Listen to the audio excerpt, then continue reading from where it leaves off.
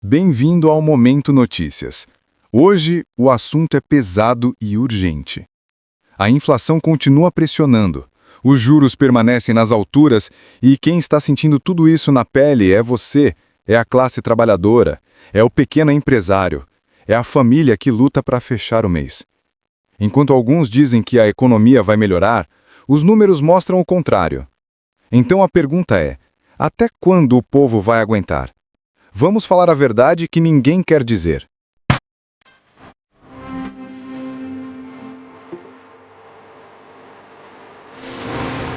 Bem-vindos ao nosso espaço de análise aprofundada. Hoje, vamos abordar um tema que mexe com o dia a dia de um jeito assim, persistente, quase invisível, né? Aquela inflação que parece não ceder, mesmo com os bancos centrais mantendo as taxas de juros, em patamares elevados já há bastante tempo. É um cenário global, sentido com força nos Estados Unidos, na Europa, aqui no Brasil também, uma espécie de crise silenciosa que corrói lentamente o nosso poder de compra. Exato. E essa situação nos leva diretamente à questão central que emerge da análise que fizemos. Por que estamos vivendo essa combinação que parece contraditória, de inflação resistente e juros altos? Será que essa é, de fato, a única estratégia possível? O único caminho para buscar alguma estabilidade? Ou será que caímos numa armadilha que, ao tentar resolver um problema, acaba criando outros tão ou mais graves, comprometendo o crescimento e o futuro econômico? É a pergunta fundamental, sem dúvida. Do meu ponto de vista, eu sustento que a manutenção desses juros elevados, por mais que doa no bolso, e freie a economia no curto prazo, é uma ferramenta não apenas defensável, mas, eu diria, necessária. É a principal linha de defesa que temos hoje para tentar controlar a inflação e evitar um cenário ainda pior, que seria a perda total de controle sobre os preços. Aquela chamada desancoragem das expectativas. Pois é, eu já enxergo essa insistência nos juros altos sobre uma ótica bem diferente. Para mim, essa estratégia configura uma armadilha perigosa. Ela não só impõe um freio pesado na atividade econômica, dificultando investimento, consumo e agravando problemas sociais, como também parece ignorar as causas que estão na raiz dessa inflação. Causas talvez mais estruturais, mais profundas, que não se resolvem apenas encarecendo o dinheiro, sabe? Entendo o ponto. A minha argumentação parte de uma premissa básica. A prioridade número 1, neste momento, precisa ser domar a inflação. Como a análise que nós fizemos descreve bem, a inflação persistente funciona como um desgaste, uma erosão lenta que afeta tudo. O poder de compra das famílias, a capacidade de planejamento das empresas, a confiança geral na economia. E quem mais sofre são sempre os que têm menos, né? A lógica por trás da ação dos bancos centrais, o que podemos chamar de lado A da questão, é conhecida. Juros mais altos tornam o crédito mais caro, o que, desestimula o consumo e os investimentos financiados, reduzindo a pressão sobre os preços. É um mecanismo clássico de política monetária. A análise é muito clara ao alertar para o perigo de se baixar os juros antes da hora. Uma redução prematura poderia realimentar o consumo rapidamente e fazer a inflação disparar de novo, tornando o controle muito mais difícil e custoso lá na frente. Isso exige paciência, é verdade. Muita paciência. Mas a alternativa, que seria simplesmente deixar a inflação correr solta, tem um potencial destrutivo imenso a longo prazo. Pense na desorganização econômica, na perda de valor da moeda. Seria comprometer talvez décadas de busca por estabilidade.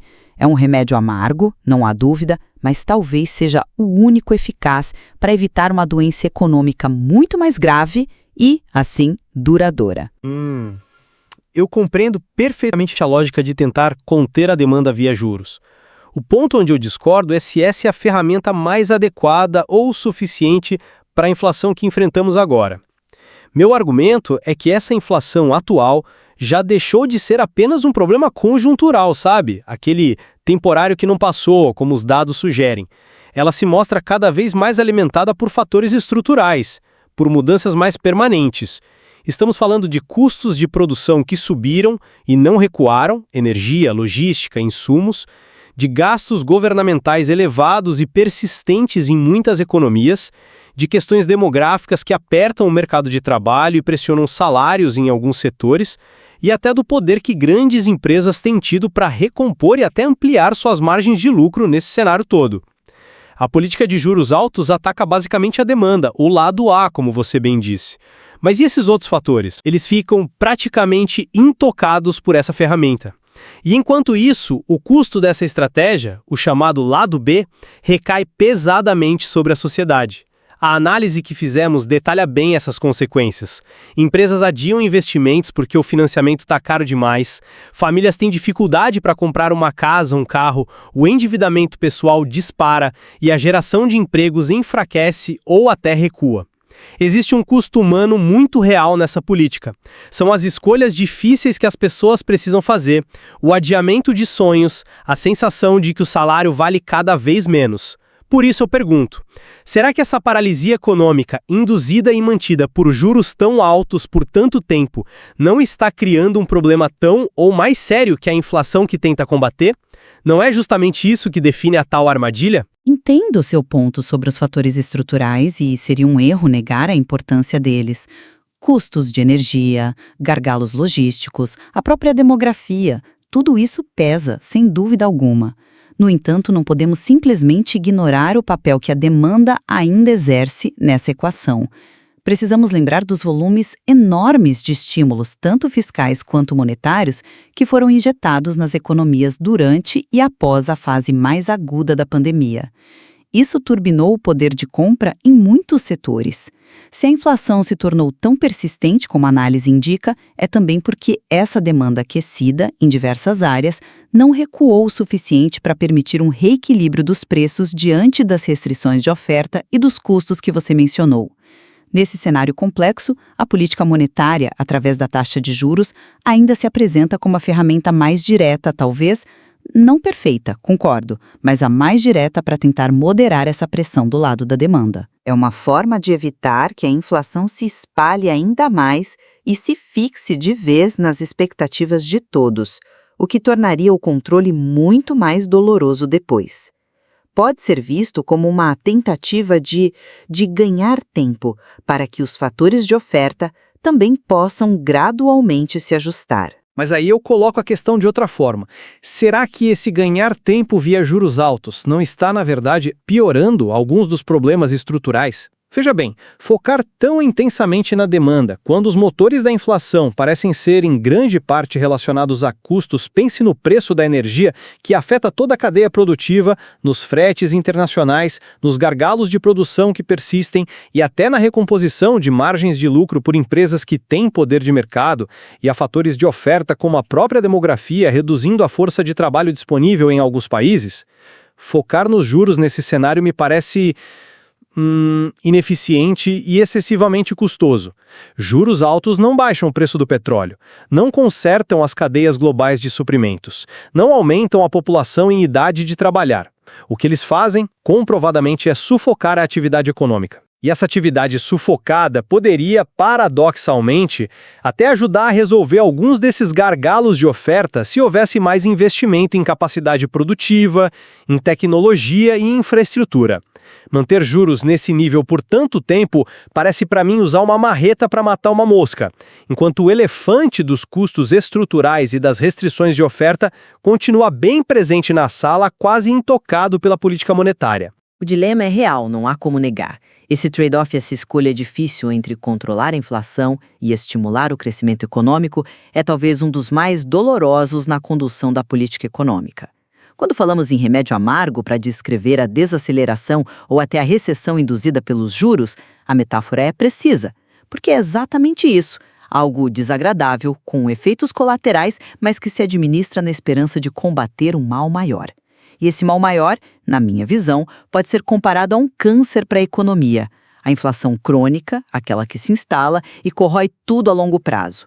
A história econômica em diversos países e épocas nos mostra repetidamente que a estabilidade de preços é uma condição essencial, uma pré-condição para se ter crescimento econômico sustentável e que beneficia a todos no longo prazo. Talvez seja necessário sacrificar uma parte do crescimento agora, aceitar um período de atividade mais fraca, para garantir um futuro econômico mais sólido, mais previsível, onde a inflação não seja uma preocupação constante. Baixar a guarda cedo demais, ceder à pressão por juros mais baixos antes que a inflação esteja realmente sob controle, seria correr o risco de um retrocesso com consequências potencialmente devastadoras. Mas essa metáfora do remédio amargo me preocupa. E se a dose estiver errada? E se a cura estiver, na verdade, matando o paciente? A própria análise que fizemos descreve a situação atual quase como uma armadilha sem solução fácil. Se os bancos centrais reduzem os juros de forma significativa, correm o risco de ver a inflação voltar com força total. Se eles mantêm os juros altos por muito mais tempo, a economia corre o risco de afundar numa estagnação prolongada ou numa recessão profunda. Essa paralisia econômica, quando se estende por anos, não é só um remédio amargo passageiro. Ela pode se tornar um veneno lento, que destrói o tecido produtivo do país, que aumenta o desemprego de forma estrutural, pessoas que ficam muito tempo fora do mercado e têm dificuldade de voltar, que aprofunda as desigualdades sociais.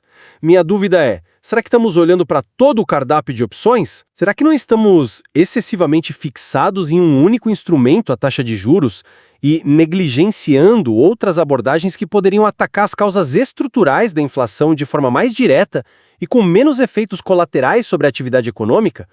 Estou pensando em políticas industriais para resolver gargalos, políticas regulatórias para lidar com o poder de mercado excessivo ou até políticas fiscais mais bem desenhadas que pudessem aliviar os custos de energia ou alimentos para a população, sem necessariamente esmagar toda a demanda agregada. A armadilha talvez esteja justamente nessa aparente falta de alternativas sendo seriamente consideradas ou implementadas. E tem mais um elemento nessa equação que a análise destaca como um risco oculto, mas que está se tornando cada vez mais visível, a questão da dívida. Nós vivemos um longo período, mais de uma década, de taxa de juros extremamente baixas, próximas de zero em muitos países desenvolvidos. Nesse período, governos, empresas e até famílias se endividaram massivamente. Era dinheiro barato. Agora o cenário virou completamente. Com os juros nas alturas, o custo de rolar essas dívidas gigantescas, de pagar os juros sobre elas, simplesmente explode. Para os governos, isso significa uma pressão enorme sobre os orçamentos. O dinheiro que poderia ir para a saúde, educação e infraestrutura acaba sendo direcionado para pagar juros. Isso pode forçar aumentos de impostos ou cortes em serviços essenciais, fragilizando ainda mais a população e o próprio crescimento futuro. O risco de uma crise fiscal, onde um país simplesmente não consegue mais honrar seus compromissos, deixa de ser teórico. Para as empresas, especialmente as mais endividadas, o serviço da dívida consome recursos que poderiam ir para investimentos, inovação, contratações.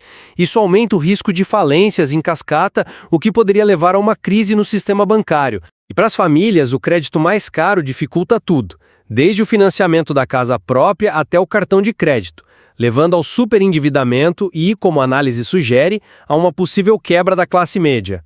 Esse ciclo vicioso, onde juros altos alimentam problemas de dívida, que por sua vez freiam a economia, pode ser tão ou mais desestabilizador do que a própria inflação que se tenta combater. Sem dúvida, o nível de endividamento global é um fator de preocupação enorme e você descreveu bem os riscos. É um legado daquele período de dinheiro fácil que agora cobra seu preço. Negar esse risco seria leviano.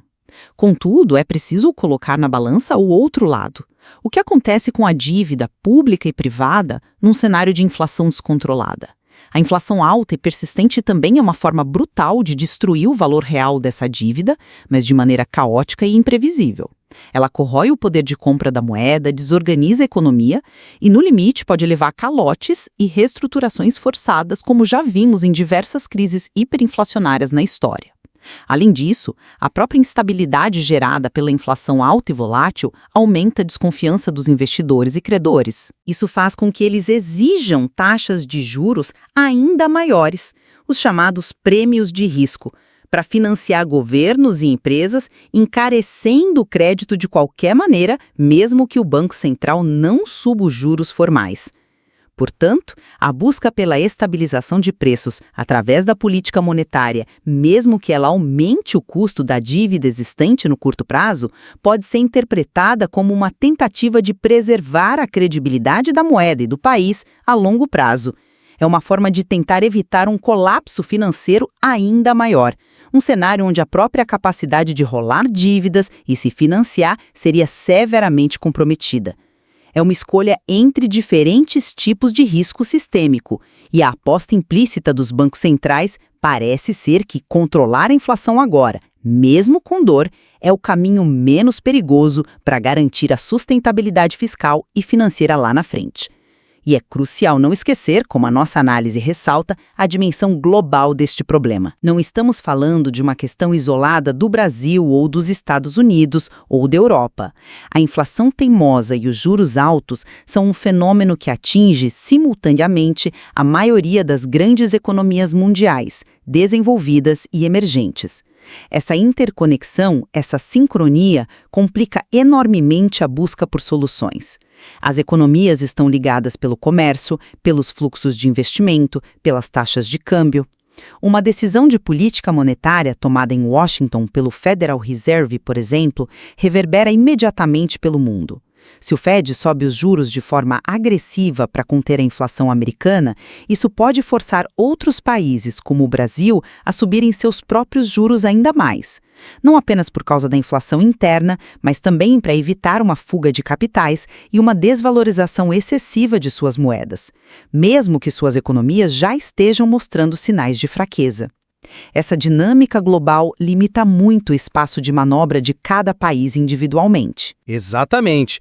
E essa combinação de fatores em escala global desenha um cenário que, olhando para trás na história econômica, acende vários sinais de alerta. A análise que fizemos lista essa convergência preocupante.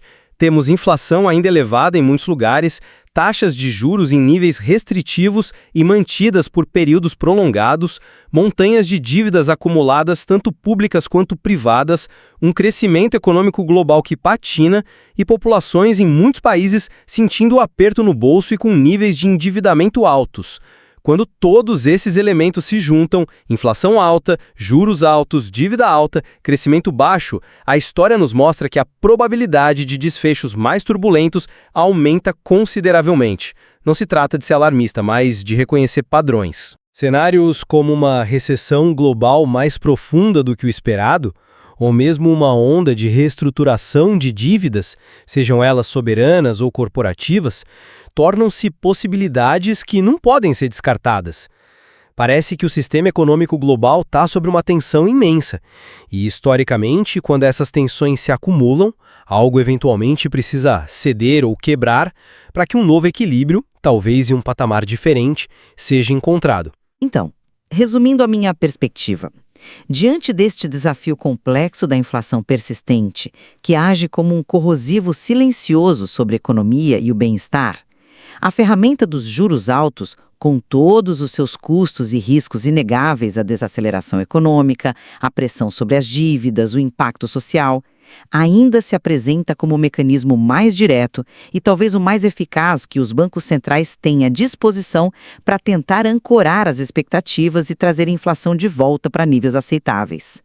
E essa estabilidade de preços, eu reitero, é a base fundamental sobre a qual um crescimento econômico mais sólido e duradouro pode ser construído no futuro. É um caminho árduo, sim, mas talvez inevitável. Por outro lado, eu reafirmo a minha visão de que essa dependência quase exclusiva da política de juros altos, especialmente quando confrontada com uma inflação que tem raízes estruturais tão evidentes, nos coloca numa armadilha extremamente perigosa. Os custos dessa estratégia são imensos e se acumulam. Estagnação econômica que pode durar anos, paralisação do investimento que compromete a produtividade futura, agravamento do endividamento público e privado que eleva o risco de crises financeiras sistêmicas e um custo social significativo para a população. A sustentabilidade dessa abordagem a longo prazo é, para mim, muito questionável. Corremos o risco de estar pagando um preço exorbitante em termos de desenvolvimento e bem-estar por uma solução que ataca apenas uma parte do problema e que pode, no fim das contas, se mostrar insuficiente ou até contraproducente. Fica evidente ao longo da nossa conversa que estamos diante de um quadro sem respostas fáceis, né? Sem um consenso claro sobre o melhor caminho a seguir. A metáfora da armadilha sem solução fácil que emergiu da nossa análise parece descrever muito bem o momento atual. Qualquer que seja a decisão, manter os juros altos por mais tempo ou arriscar baixá-los de forma mais incisiva, ela carrega consigo riscos significativos e consequências potencialmente indesejadas. É uma verdadeira encruzilhada econômica. Concordo plenamente. A complexidade da situação, com múltiplas causas interagindo, efeitos que se espalham globalmente e um legado de dívidas que complica tudo, exige uma análise muito cuidada e, acima de tudo, uma grande dose de humildade intelectual. Talvez o mais importante que possamos tirar dessa discussão seja o que a análise chamou de momento de consciência. É fundamental que todos nós, cidadãos, gestores, investidores, busquemos entender essas dinâmicas econômicas. Elas não são abstrações, elas moldam diretamente nossas vidas, nossas oportunidades, nossas escolhas e o futuro coletivo de nossas sociedades. Exatamente. Aprofundar a análise, considerar as diferentes perspectivas, pesar os argumentos e as evidências disponíveis, como tentamos fazer aqui, é essencial. Não temos uma bola de cristal para prever o desfecho final, mas compreender a natureza dos riscos e dos trade-offs envolvidos nos permite, ao menos, navegar por este período desafiador com mais informação e discernimento. O tema, sem dúvida alguma, continuará no centro das atenções e exigirá nosso acompanhamento constante.